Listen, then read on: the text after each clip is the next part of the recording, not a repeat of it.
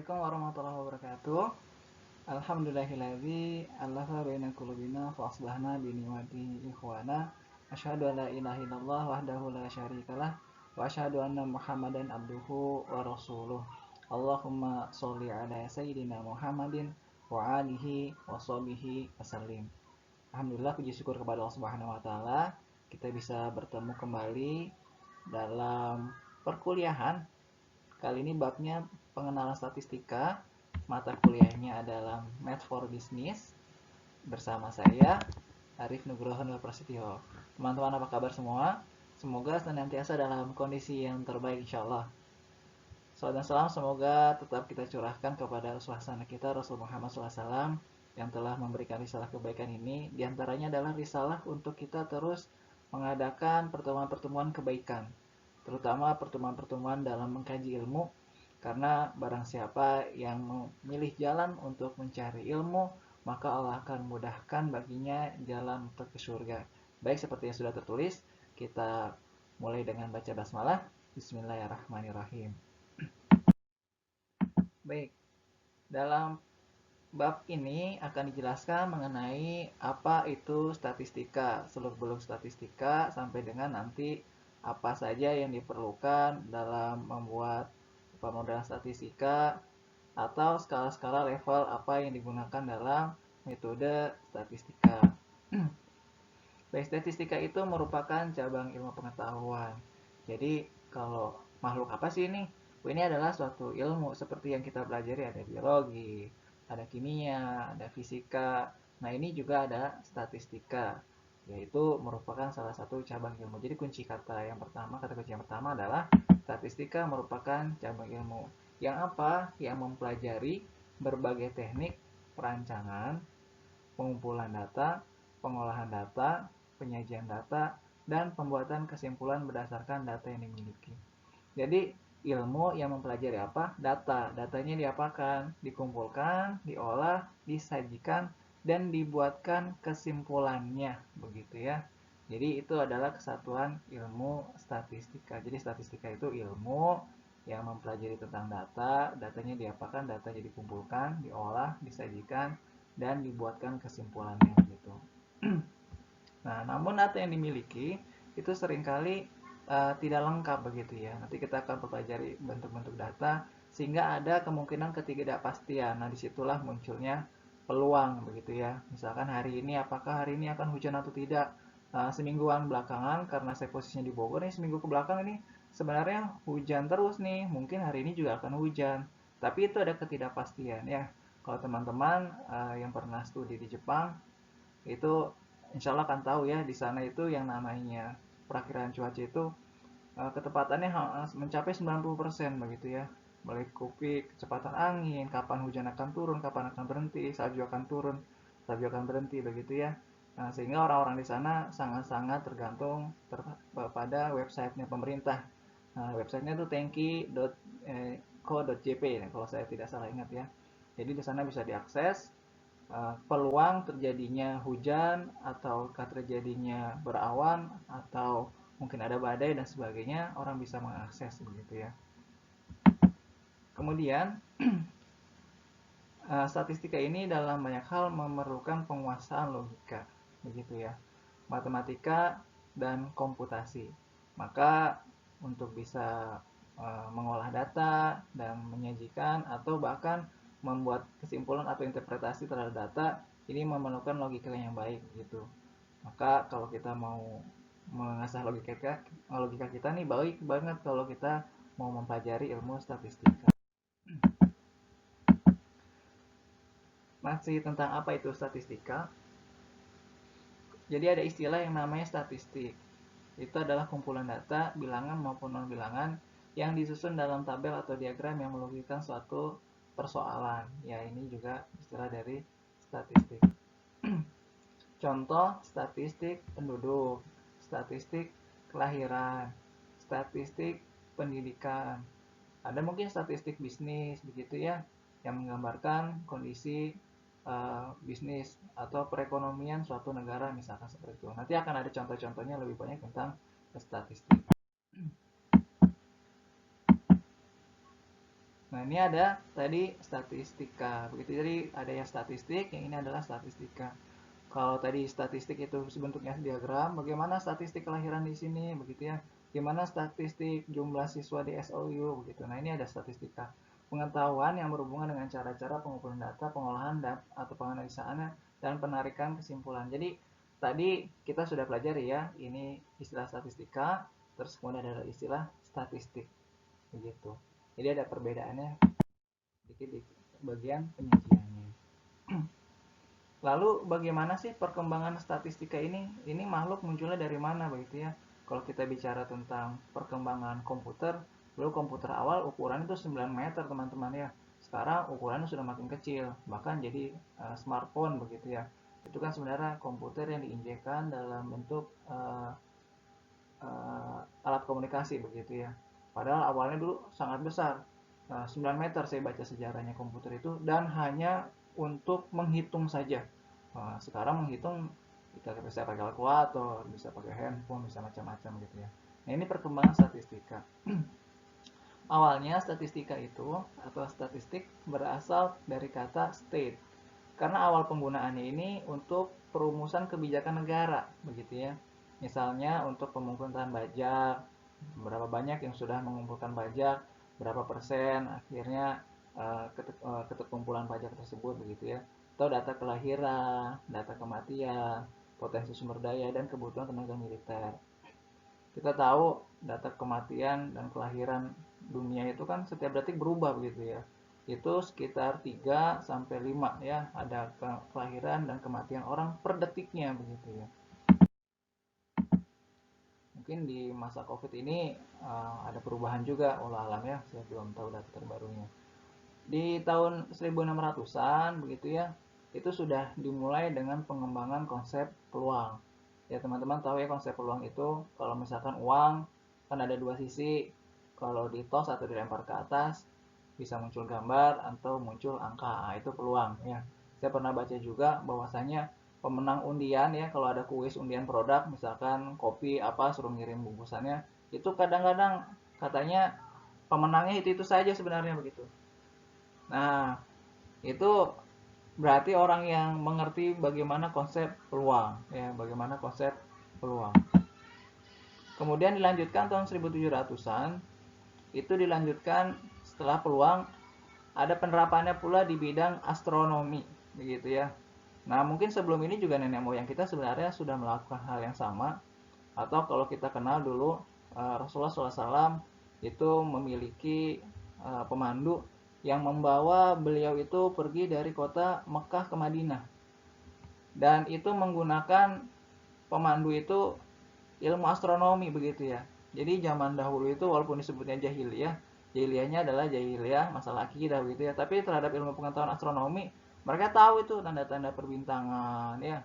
Atau kalau yang berlayar itu mengetahui juga bagaimana navigasi di lautan begitu.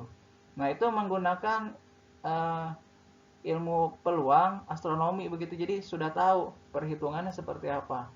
Atau seperti yang kita pernah kenal kondisi yang sekarang hisab dan ru'yat, untuk mengetahui kapan Idul Fitri atau Idul Adha misalkan begitu untuk sebagian orang. Kemudian tahun 1800-an itu digunakan dalam bidang hereditas. Nah, hereditas ini adalah terkait dengan genetika gitu ya. Bagaimana ketika tanaman atau hewan itu kawin silangkan menghasilkan seperti apa. Nah, ini ada ilmu statistiknya. Kalau misalkan yang satu berkulit putih, satu berkulit hitam, kalau disilangkan anaknya bagaimana? Apakah semuanya putih? Apakah semuanya hitam? Atau polkadot atau belang-belang bagaimana? Nah, ini ada ilmu hereditas ya disebutnya untuk mempelajari genetika. Kemudian berkembang lagi sehingga menjadi statistika modern yang kita kenal sampai dengan sekarang. Saya pernah punya adik kelas, itu dia adalah salah satu orang yang membuat program untuk mengatur lalu lintas Transjakarta. Teman-teman kalau misalkan ada yang pernah bepergian ke luar negeri, itu mereka kendaraannya itu sangat tertib ya. Misalkan dikatakan jam 16.29 begitu ya di halte, maka itu bisa hampir dapat dipastikan pukul 16.29 sudah ada di halte begitu ya. Itu bagaimana perhitungannya? Apakah tidak melewati lampu merah? Melewati. Jadi sudah ada perhitungannya. Jadi sudah diatur sedemikian rupa sehingga itu bisa menjadi tepat waktu. Atau di simpang lampu merah, bagaimana satu ruas dengan yang ruas yang lain itu berbeda kelamaannya ya, maksudnya uh, lama lampu merahnya itu durasinya berbeda antara satu ruas dengan ruas yang lain. Karena apa? Karena volume kendaraannya pun berbeda begitu. Nah, ini menggunakan ilmu statistika.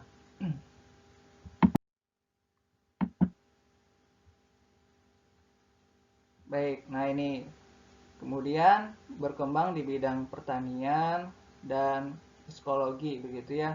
Bagaimana orang-orang bisa melihat perkembangan musim atau masa panen.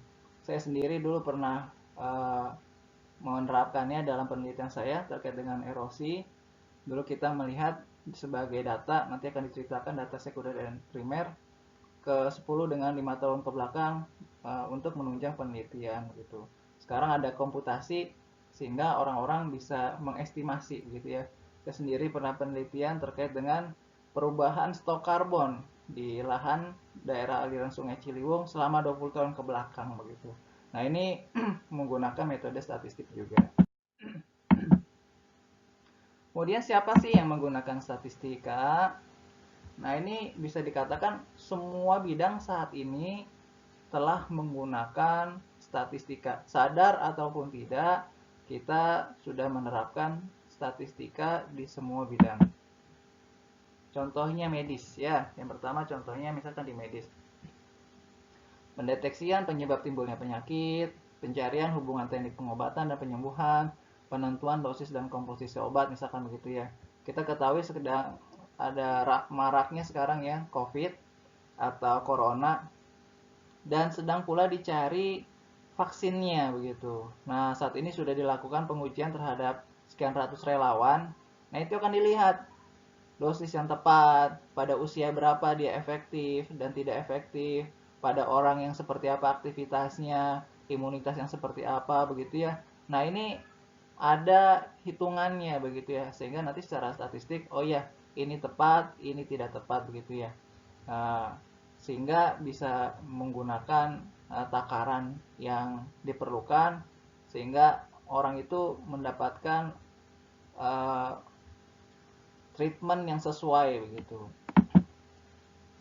Nah, kemudian dalam bidang pertanian, contohnya adalah pencarian galur tanaman dengan produksi terbesar atau dengan cara pemuliaan. Yes. Kemudian pencarian teknik pemupukan, penentuan faktor pendukung keberhasilan produksi tanam, begitu ya.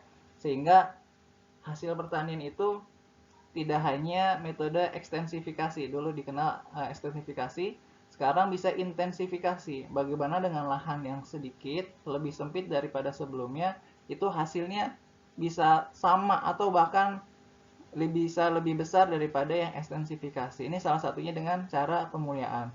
Dicarilah bibit-bibit unggul begitu ya, yang hasilnya besar atau banyak dengan mungkin produksi atau sarana produksi pertanian yang lebih sedikit begitu. Kemudian orang bilang bisnis diaplikasikan diantaranya dalam menentukan segmentasi pasar, peningkatan citra merek produk, peningkatan kualitas produk, ataupun membuat balance scorecard begitu ya.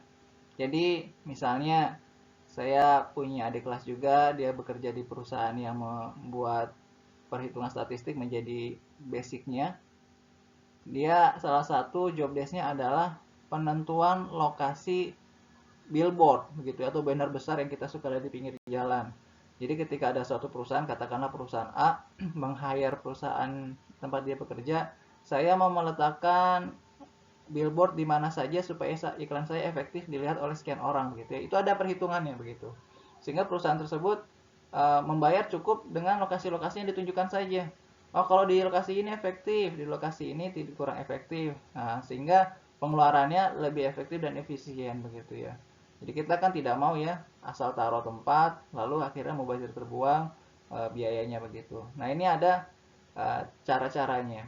Atau kalau kita pernah lihat iklan di Facebook, misalkan keluarga baru, tiba-tiba keluar perlengkapan bayi gitu ya, atau yang sudah 10-an tahun kemudian keluarnya iklan-iklan tentang apa, tentang otomotif, mobil baru gitu ya, atau tentang rumah. Karena apa?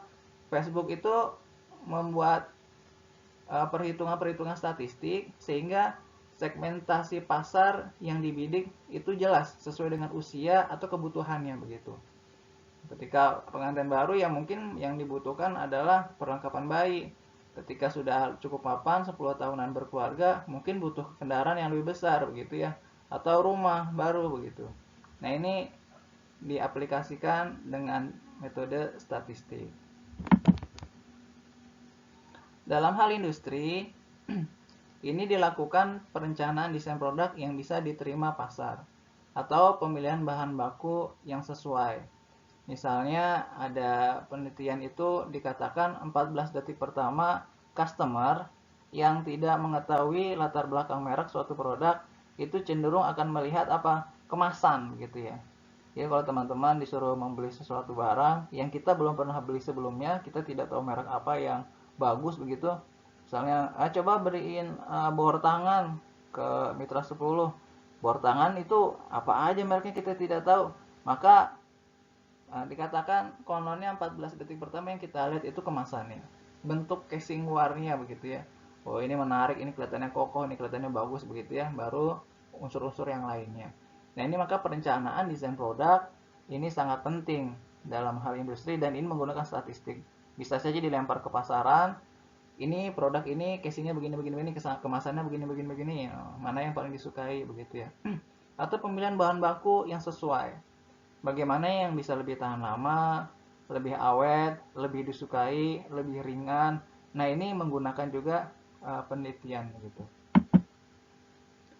Kemudian secara sosial, statistika digunakan untuk penentuan faktor-faktor demografi yang mempengaruhi keberhasilan pembangunan atau penentuan strategi penyuluhan, penentuan strategi peningkatan motivasi begitu ya. Data-data demografi itu adalah data-data kependudukan yang biasanya dimiliki dari tingkat kelurahan sampai dengan tingkat kecamatan begitu ya teman-teman. Jadi isinya apa saja?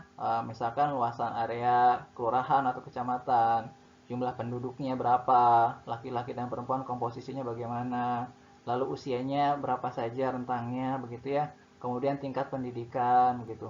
Maka kalau dengan data yang seperti itu, pemerintah sudah cukup data, itu bisa mempengaruhi keberhasilan pembangunan. Misalkan di situ ternyata 50%-nya buta huruf begitu. Nah, bagaimana suatu lokasi pemerintahan itu bisa maju kalau penduduknya buta huruf?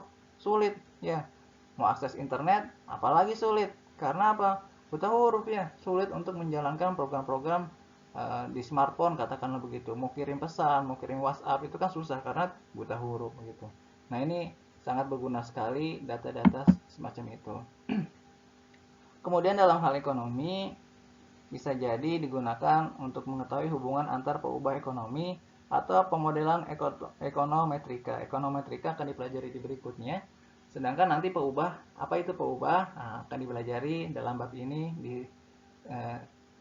di slide yang berikutnya. Kemudian, statistika itu sendiri dibagi ke dalam dua kelompok. Yang pertama, statistika deskriptif.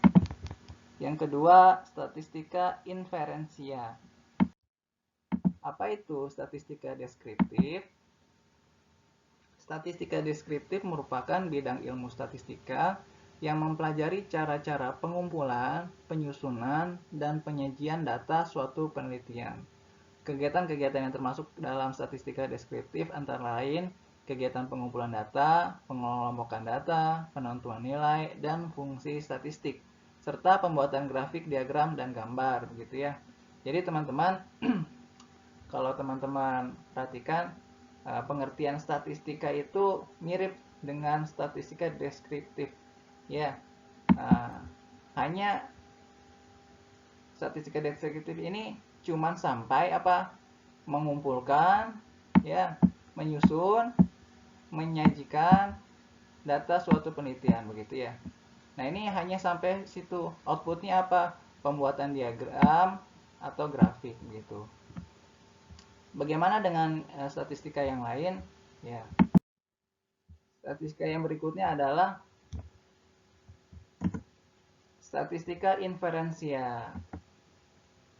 Nah, statistika inferensia ini merupakan bidang ilmu statistik yang mempelajari cara-cara penarikan suatu kesimpulan dari suatu populasi tertentu berdasarkan sebagian data, contoh atau sampel yang dikumpulkan dari populasi tersebut.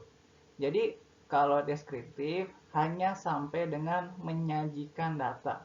Sedangkan untuk yang inferensia sampai dengan penarikan kesimpulan begitu ya. Pentingnya apa? Pentingnya kadang orang data dikumpulkan tidak bisa disajikan.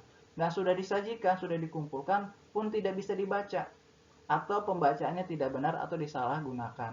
Misalkan saya pernah lihat dokumentasi gitu ya, bahwasanya orang Yahudi di Israel itu menolak yang namanya sunat begitu ya. Karena mereka melihat ada sekitar 2-3% kemungkinan infeksi, sehingga ini tidak baik untuk dilakukan begitu ya. Tapi mereka lupa ya, bahwasanya berarti 97-98% itu peluang infeksinya tidak ada begitu. Jadi peluang infeksi itu sangat kecil gitu ya, maksimal hanya 3%. Tapi itulah yang dibumingkan untuk menolak yang namanya sunat begitu ya. Atau ada di media saya pernah baca 20% korban pemerkosaan adalah perempuan berhijab. Kemudian ditambahkan di situnya apakah masih mau berhijab begitu ya. Nah, ini adalah penyesatan data ya. Berarti kalau 20% yang diperkosa adalah yang berhijab, berarti 80% adalah yang tidak. Artinya apa? Perempuan yang berhijab itu lebih sedikit peluang untuk diperkosa, atau sebaliknya, perempuan yang tidak berhijab itu lebih besar peluangnya untuk diperkosa begitu. Jadi ini adalah kesalahan atau penyesatan pembacaan data. Nah, ini diperlukan statistika inferensia yang objektif begitu ya. Jadi kita sebagai ilmuwan insya Allah ini harus menyajikan data dengan benar pun dalam hal penyampaiannya. Ini contoh gambarannya begitu ya. Statistika deskriptif versus statistika inferensia. Ini ada yang namanya populasi atau keseluruhan dari contoh, nanti akan diperjelas begitu ya. Mengambil sampling namanya contoh, nah, disajikan dengan deskriptif gitu, diduga. Kemudian pendugaan itu memiliki tingkat keyakinan tergantung dari jumlah contohnya ya dari populasi itu. Kemudian dengan menggunakan ilmu peluang dihasilkanlah statistika inferensia. Nah, ini contohnya ya teman-teman, ini adalah data statistik. Ini ada deskriptifnya ya, bagaimana emoticon digunakan oleh negara-negara di dunia. Ini datanya sekitar tahun 2016 begitu ya, mungkin sekarang sudah berubah tahun 2020 karena ada covid begitu ya. Kita lihat gambaran tahun 2016 apa yang terjadi di belahan dunia begitu ya. Ini digambarkan oleh berbagai emoticon yang paling populer di negara tersebut pada tahun itu begitu ya. Coba kita lihat ya. Oke, yang nyanyi-nyanyi terus itu ya, daerah Argentina, Brazil, Kolombia begitu ya. Nah, ini mungkin pada masa itu orangnya senang-senang aja kerjaannya ya. Kemudian lihat ya, di Afrika Selatan banyak yang seperti minta tolong, ini kesusahan, kesulitan begitu ya. Mungkin kondisi di sana entah kekeringan atau mungkin ada kelaparan dan sebagainya, kita tidak tahu ya. Di Indonesia tahun 2016 ya, ini wah kayaknya orangnya pada keki semua begitu, mirip sama orang Filipina. Entah ada apa di sana waktu itu 2016 ya. Kemudian lihat Amerika, kayaknya orang-orangnya pada murung nih, mirip seperti di Kanada pada tahun itu. Entah kenapa begitu ya. Nah, ini ada yang baik jatuh cinta juga di beberapa negara. Nah, ini adalah data statistik begitu ya, data statistik yang disajikan secara deskriptif. Baik, tadi kita kenal ada istilah populasi dan contoh atau sampel. Kita bahas sekarang apa itu populasi. Populasi adalah keseluruhan pengamatan yang menjadi fokus suatu penelitian. Gitu ya. Jadi keseluruhannya itu adalah populasi. Nah, populasi ini bisa besar atau kecil tergantung dari ruang lingkup atau skup penelitiannya. Kalau yang besarnya misalkan populasi masyarakat dunia, berarti 7,5 miliaran sekarang ya. Atau Indonesia kita 250 jutaan, atau suatu kelurahan atau kecamatan, ini bisa ribuan ya. 9.000, 11.000 orang begitu. Atau populasi RT, RW, atau bahkan populasi dalam suatu rumah. Nah, ini tergantung ruang lingkup penelitiannya. Intinya adalah keseluruhannya dalam ruang lingkup yang dimaksud, gitu ya. Jika semua data dari setiap objek tersebut berhasil dikumpulkan, kita memperoleh data seluruh anggota populasi. Karakteristik data tersebut yang merupakan hasil pengolahan disebut sebagai parameter. Jadi, data populasi ini hasilnya disebut parameter. Nanti kita pelajari data contoh atau sampel disebutnya apa begitu ya. Nah, kemudian ada masalah bahwasanya apa? Mengumpulkan data populasi seringkali atau bahkan selalu tidak memungkinkan. Karena apa? Karena misalkan yang pertama, adanya keterbatasan sumber daya. Entah itu waktu, entah itu biaya, tenaga, dan lain-lain ya. Karena apa? Banyaknya populasi. Misalkan teman-teman disuruh menghitung populasi semut begitu ya. Nah, kan susah. Jangan jauh-jauh, di rumah saja begitu ya, kita nyariin lubangnya di mana, terus itu semutnya dihitung, caranya udah dihitung, ditandai misalkan satu-satu. Kalau yang semut hitam sudah dihitung, dikasih tip X. Wah, ini makan waktu, biaya, tenaga, dan sebagainya, sulit begitu ya, sulit. Kemudian populasi selalu berubah dan bergerak. Misalnya populasi bayi di Indonesia, setiap menit selalu ada penambahan bayi, sehingga proses pengumpulan data tidak pernah selesai. Apalagi disuruh menghitung populasi ikan, wah susah sekali begitu ya. Nah, ini makanya yang namanya penghitungan seluruh populasi atau kita sebut sensus begitu ya, itu hampir sangat tidak mungkin dilakukan dengan sering-sering begitu ya. Sulit ya, saya pernah ke pedalaman Baduy dalam, kebayang itu dari luar ke dalamnya jalan kakinya luar biasa, tidak bisa gunakan kendaraan begitu ya. Bayangkan kalau tiap tahun harus disensus, repot ya, pemerintah pasti akan repot sekali, waktunya lama, biayanya besar, tenaganya juga banyak begitu ya. Nah, maka pastinya akan digunakan metode statistik dengan metode sampel begitu ya. Kemudian yang ketiga, alasan yang ketiga, seringkali ya, kadang-kadang juga pengamatan itu ada yang bersifat merusak. Misalnya teman-teman nih, gambarannya adalah mau membeli buah gitu ya, mau membeli buahnya ada segerobak tapi butuhnya cuma 1 kilo begitu ya. Butuhnya 1 kilo, tapi kita mau tahu nih buahnya udah matang atau belum, kan tidak mungkin semua buahnya dicekin begitu ya. Kalaupun kita akan minta kepada abangnya untuk memotong buahnya, membuka buahnya, cuman hanya satu aja kan paling ya, bang tolong ambilin satu, saya mau tahu ini udah matang atau belum gitu kan. Tidak mungkin semua segerobak dibelahin begitu ya, supaya kita tahu ini sudah matang atau belum begitu. Nah, atau kita lagi hajatan ya, lagi hajatan, logika catering diambil ya, logika catering diambil, Pak Mus yang jadi chefnya bikin sayur 1 kuali besar atau 1 panci besar. Kalau kita pengen tahu nih rasanya udah enak atau belum gitu ya, udah gurihnya udah pas atau belum, asinnya sudah pas atau belum, kan tidak mungkin 1 panci 1 kuali dimakan semua begitu ya. Kita ngambilnya sedikit begitu ya, supaya tahu ini sudah cukup enak atau belum kan begitu. Nah, ini karena apa? Bersifat merusak. Kita kadang-kadang ngambil gitu, kita kadang-kadang ngambil sampelnya dan itu harus destruktif atau merusak. Baik, kemudian tadi populasi, kita sekarang belajar tentang contoh. Contoh adalah himpunan bagian dari populasi. Jadi bagian dari populasi itu disebutnya contoh begitu ya. Ya. Prosedur pengambilan contoh yang menghasilkan kesimpulan konsisten yang terlalu tinggi dan terlalu rendah mengenai suatu ciri populasi dikatakan berbias begitu ya. Untuk menghilangkan kemungkinan bias ini, kita perlu mengambil contoh acak sederhana atau biasa disebut contoh acak gitu.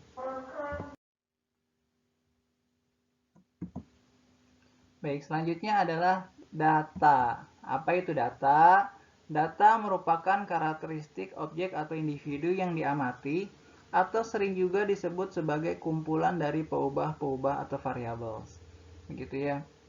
Jadi karakteristik objek atau individu yang diamati begitu. Nah, ini adalah data atau kumpulan dari peubah-peubah. Jadi kumpulan dari peubah namanya data. Peubah itu apa? Peubah adalah ciri dari suatu objek, disebut peubah. Jadi contoh peubah misalkan usia, berat badan, pekerjaan, jumlah impor kalau negara ya, tingkat kepuasan kalau konsumen begitu. Nah, ini peubah. Nah, kumpulan dari itu adalah data begitu ya. Jadi kita punya data anak-anak maestro nggak? Oh, berarti banyak nih peubahnya. Misalkan nama, usia, berat badan, tempat tanggal lahir, begitu ya. Pekerjaan orang tua, hobi, minat, bakat, begitu. Nah, ini adalah kumpulan dari peubah. Namanya data, gitu ya. Lalu data dibagi atas data numerik dan kategorik. Numerik dari namanya nomor begitu ya, adalah data yang didapatkan dari pencacahan atau pengukuran. Sedangkan data kategorik adalah data yang terdapat di dalam peubah. Data tersebut hanya dapat diungkapkan sifatnya saja. Contohnya misalnya ukuran kemeja, ada yang S, ada yang M, ada yang L, ada yang XL, tapi nggak bisa dihitung begitu ya. S dibagi M jadi apa? Nah, tidak bisa begitu ya. Atau kalau misalkan data suku begitu ya, kepuasan. Nah, ini adalah data kategori. Nah, tadi kita sudah jelaskan yang namanya parameter ya, atau nilai yang menjelaskan tentang karakteristik ciri suatu populasi disebut parameter. Nah, sedangkan nilai yang menjelaskan tentang karakter atau ciri suatu contoh disebutnya statistik begitu ya. Jadi memang dalam matematika, ilmu statistik ini yang namanya simbol itu dibedakan antara populasi atau contoh. Begitu aja teman-teman, kalau menghadapi soal itu harus jeli dikit ya. Nah, pertama misalkan untuk populasi. Untuk populasi, ini individu atau objek yang diamatinya itu menggunakan huruf N besar gitu ya. Kalau pakai N besar artinya berarti populasi, semua individu. Sedangkan dalam contoh ini menggunakan N kecil begitu ya teman-teman ya. Menggunakan N kecil tuh.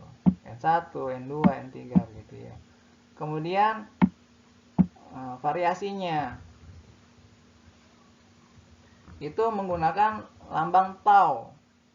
Sedangkan dalam contoh atau sampel menggunakan lambang S. Kemudian rata-ratanya ini menggunakan mu. Nah, ini mu ya untuk populasi. Sedangkan untuk contoh atau sampel menggunakan X bar. Gitu ya. Lalu teknik pengumpulan data. Pengumpulan data primer dan pengumpulan data sekunder. Apa itu data primer? Yaitu data yang didapatkan, nah ini bahasanya dibangkitkan ya, didapatkan melalui percobaan sebelum pengumpulan dan melalui sampel dari survei begitu ya, misalkan dengan observasi, dengan wawancara, dengan kuesioner. Sedangkan data sekunder pengumpulan data yang telah tersedia. Sebagai gambaran, saya dulu melakukan penelitian menggunakan dua jenis data ini begitu ya. Data primer ada, data sekunder juga ada. Penelitian saya tentang erosi. Data primernya apa? Data curah hujan ketika terjadi hujan begitu ya. Waktu saya di sana hujan, saya harus ngukur tuh kira-kira hujannya berapa milimeter begitu. Ada umbrometer alatnya namanya. Kemudian setelah hujan saya pergi ke plot tempat penelitian saya, di situ ada bab erosi. Saya ngambil contoh airnya disaring, kemudian ditimbang, di oven begitu ya. Nah, ini adalah data primer, data yang dilakukan melalui hasil observasi oleh saya sendiri. Lalu data sekundernya apa? Nah, saya pergi ke sana ke stasiun cuaca di sekitar situ. Lalu mengambil data curah hujan 5-10 tahun ke belakang. Begitu ya, tujuannya untuk mengetahui tren curah hujan yang di sana. Nah, ini dilakukan oleh petugas. Saya tidak melakukannya langsung, petugasnya melakukannya begitu ya. Sehingga itu disebut data sekunder. Atau penelitian saya berikutnya adalah mengetahui bagaimana perubahan lahan selama 20 tahun ke belakang. Nah, ini pakai data satelit GLOVIS ya dari Amerika. Kita hanya dapat saja, tidak tidak melakukan analisa citra oleh kita sendiri, tapi sudah dari sana sudah ada datanya gitu. Nah, peubah ini dilambangkan dengan huruf Y, begitu ya teman-teman ya. Jadi, misalkan Y ini adalah bobot badan, maka bisa katakan Y1 atau orang pertama itu 52 kg. Orang keduanya 29 kg. Orang ketiganya 45 kg. Kemudian yang keempat 50 kg dan seterusnya begitu ya. Nah, ini peubah. Peubah ada yang dikatakan kuantitatif, yaitu peubah yang pengamatannya dapat diukur karena mempunyai sifat urutan atau ranking alami, seperti bobot, tinggi badan, atau misalkan jumlah sisi gambar. Jika 10 mata uang ditos begitu kan, ya berarti ada berapa? Ada 10 ya, begitu ya. Nah, peubah kuantitatif ini diklasifikasikan lagi jadi yang kontinu dan diskret. Yang kontinu itu yang bagaimana? Yang pada selang tertentu dapat ditentukan sembarang nilai. Kalau diskret, jika tidak ada pemisah antar nilai yang diperoleh. Nah, yang kuantitatif ini yang pertama kita dapat poin kesimpulan adalah dia dapat diukur dan dapat dirankingkan karena nilainya berupa angka begitu ya, atau sesuatu yang bisa berurutan. Kemudian yang kedua, kesimpulan yang keduanya, dia dibagi atas kontinu dan diskret. Kontinu ini pada selang tertentu dapat ditentukan sembarang nilai. Jadi nilainya bisa berapa aja. Misalkan suhu. Berapa sih suhu di kota Abrakadabra misalkan? Nah, kota Abrakadabra, kita belum pernah berkunjung ke sana nih, kita nggak tahu benua mana. Dia bisa berapa aja begitu suhunya. Karena apa? Selangnya sangat besar suhu itu. Gitu. Sedangkan diskret ini yang nilainya kita sudah bisa estimasi diperkirakan. Begitu. Misalnya berapa jam kamu bekerja dalam satu hari, yaitu pastinya antara 0 sampai 24 karena satu hari maksimal adalah 24 jam begitu ya. Nah, ini ada rentang yang mudah diperkirakan. Atau berapa pekan dalam satu bulan. Nah, ini kan jelas ya, antara 4 atau 5 pekan saja kan begitu. Ini adalah continue dengan discrete, di mana adanya di peubah kuantitatif. Nah, ini contohnya. Ya, indeks partai terlibat korupsi begitu ya. Nah, ini disajikan dalam angka pada tahun tertentu begitu ya. Bisa diurutkan dari yang terkecil sampai terbesar. Nah, ternyata partai yang berkuasa merupakan partai yang terlibat korupsi terbesar dari periode tahun 2002 sampai 2014 gitu ya. Nah, ini contoh peubah kuantitatif gitu. Kemudian yang kedua adalah peubah kualitatif. Peubah yang tidak memungkinkan dilakukannya pengukuran numerik. Pengamatannya berupa memasukkan suatu individu ke dalam satu dari beberapa kategori yang saling terpisah. Nah, ini tidak bisa diurutkan secara berarti ataupun diukur, hanya bisanya diklasifikasikan. Gitu ya. Kalau tadi bisa diurutkan, bisa diukur, bisa dihitung begitu ya. Ini tidak bisa, hanya bisa digolong-golongkan saja. Misalkan contoh ini, kita habis baca artikel, lalu di bawahnya ada seperti ini ya. Bagaimana cerita ini membuat Anda merasa apa? Happy, sad, angry, dan seterusnya begitu ya. Nah, di sini angry nih, mungkin artikelnya tentang sesuatu yang marah begitu ya. Nah, ini tidak bisa diurutkan. Apakah happy ini harus yang pertama? Belum tentu ya. Bisa jadi sad karena ceritanya cerita sedih, drama Korea misalkan begitu ya dalam bentuk narasi. Nah, ini hanya bisa dikategorikan begitu ya, tapi tidak bisa diurutkan atau dihitung gitu. Tidak punya makna satu dengan yang lainnya. Contohnya kualitatif ya.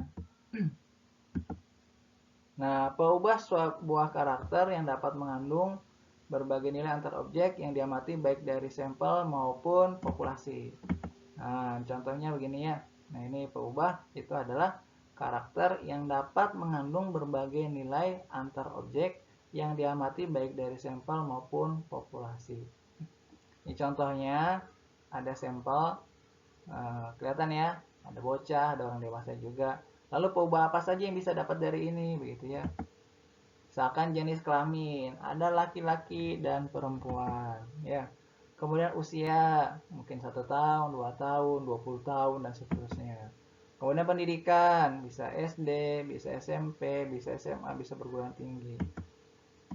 Ya, nah ini adalah apa? Skala pengukuran. Beda-beda ya. ini hanya bisa digolongkan, ini bisa diurutkan, ini memiliki uh, titik nol, ya tidak memiliki titik nol, begitu ya. Nah, ini kenapa diperlukan? Karena berdampak terhadap analisis apa yang akan. Nah, skala pengukuran itu yang pertama adalah skala nominal. Apa itu skala nominal? Skala nominal ini menggolongkan ya teman-teman ya.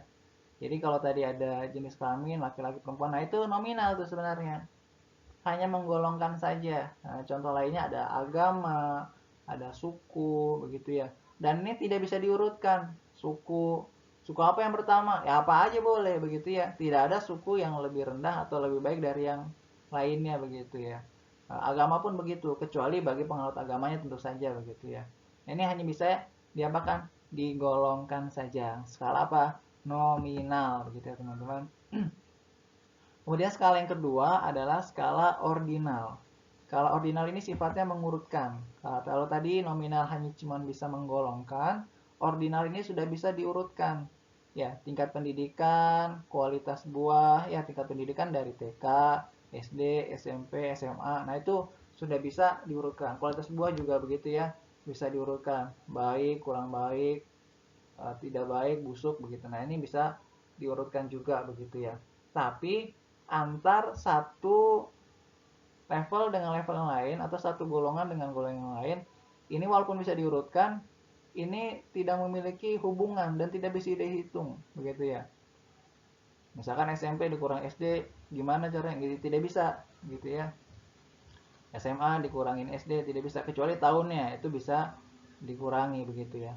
Atau misalkan nomor punggung pemain bola ya 1 sampai mungkin 30 begitu, bisa aja. Tapi apakah satu lebih baik daripada yang nomor 2? Belum tentu begitu ya. Dan tidak bisa dikurangi juga, 2 dikurang 1 walaupun ada hasilnya 1 tapi tidak punya makna begitu. Nah, sedangkan yang ketiga ini interval ya. Interval ini sudah bisa diurutkan dan sudah memiliki makna antarnya gitu ya. Suhu 100 dengan 20. Berarti bedanya apa? 80 derajat misalkan gitu. Bisa begitu ya, dihitung dan mempunyai makna. Tahun juga begitu ya. Tahun 2020 dengan tahun 2010 bedanya berapa? Oh, 10 tahun. Nah, itu sudah memiliki makna ya. Tapi apa? Ini tidak memiliki titik nol alami ya. Ini akan disampaikan yang berikutnya ini terkait dengan skala rasio. Nah, ini rasio memiliki titik nol alami. Bagaimana? Suhu ini tidak memiliki titik nol alami ya. Karena apa? Minusnya juga bisa ya. Minusnya juga bisa. Nolnya Celcius berbeda dengan nolnya Kelvin, berbeda dengan nolnya Fahrenheit. Nol bukan berarti tidak ada suhunya, bukan begitu. Itu hanya skalanya termometer tersebut. Tahun pun begitu, tidak ada tahun nol ya. Tahun nol artinya bumi baru diciptakan saat itu, bukan begitu ya. Makanya ada sebelum Masehi kan tahun seperti itu ya. Karena kesepakatan tahun pertama adalah kesepakatan manusia. Jadi termasuk misalkan di Islam kita kenal ada kalender Hijriyah. Tanggal 1 Hijriyah kapan? Ketika pertama kali Rasulullah SAW berhijrah dari Mekah ke Madinah. Nah, disepakati sebagai tahun pertama Hijriyah begitu ya. Nah, berbeda dengan skala rasio. Skala rasio ini memiliki titik nol alami, bisa diurutkan, bisa dikurangi begitu ya, bisa dibandingkan dan memiliki titik nol alami. Misalkan beratnya 0, berarti nggak punya berat. Tingginya 0, berarti nggak punya tinggi ya, orangnya nggak ada begitu ya. Nah, ini punya ya, dan ya tidak mungkin juga jadi minus ya. Jadi tidak bisa jadi tinggi jadi minus, berat badan jadi minus begitu. Nah, ini teman-teman, nominal, ordinal, internal, interval maaf, rasio gitu ya. Ini perbedaannya. Skala pengukuran ini membuat para ahli statistik bisa menentukan harus menggunakan cara apa, metode apa. Ya, ini adalah kesimpulannya, rangkumannya ya. Untuk nominal dan ordinal termasuk dengan tipe yang diskret, datanya bisa berapa aja. Sedangkan interval dan rasio termasuk yang continuous gitu ya. Terima kasih, itu adalah bahan perkuliahan untuk hari ini. Untuk pertanyaan nanti bisa japri ke saya langsung, diskusi atau apapun begitu ya. Jangan lupa untuk mengerjakan soalnya. Soalnya ini adalah untuk nilai harian sekaligus untuk presensi kehadiran. Jadi ketika teman-teman sudah menyimak video ini, segeralah mengerjakan soal ya. Soalnya ada di bit.ly garis miring MFB. MFB itu Math for Business MFB ya. Strip TG tugas 1 pendahuluan ya, atau scan pakai handphonenya. Ini bisa langsung kerjakan juga dengan handphone dengan cara men-scan QR code berikut begitu ya. Nah, insya Allah materi yang tadi disampaikan sudah cukup mewakili soal yang ada di dalam link tersebut. Demikian, semoga Allah memudahkan. Untuk Indah tadi pertanyaan, Pak, kok dari tadi ada logo IPB? Nah, ini slide saya dapatkan dari Institut Pertanian Bogor, gitu ya, untuk menghargai apa ya istilahnya haki dari sana. Saya tidak mengubah settingan dan tampilannya, hanya beberapa slide yang saya tambahkan atau mungkin saya kurangi sesuai dengan kepentingan begitu ya. Demikian, bila taufiq wal hidayah. Assalamualaikum warahmatullahi wabarakatuh.